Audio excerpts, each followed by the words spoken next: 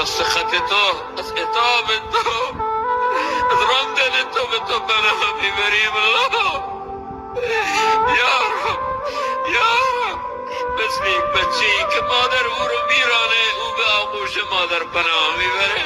مادر او رو میرانه، او به آغوش مادر پناه میبره، چون میدونه غیر از این آغوش دیگه پناهی نیست، ملجا و منجعی نیست.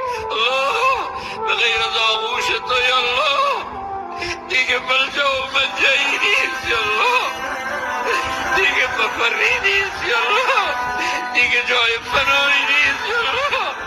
میکوبیم این در رو، میزنیم این در رو تا باز کنی یا الله، چون میدونیم در دیگه ای نیست یا الله. الله، از سخط تو، از ناراضگی تو الله به تو پناه میبریم الله. الله ما رو رسوا نکن.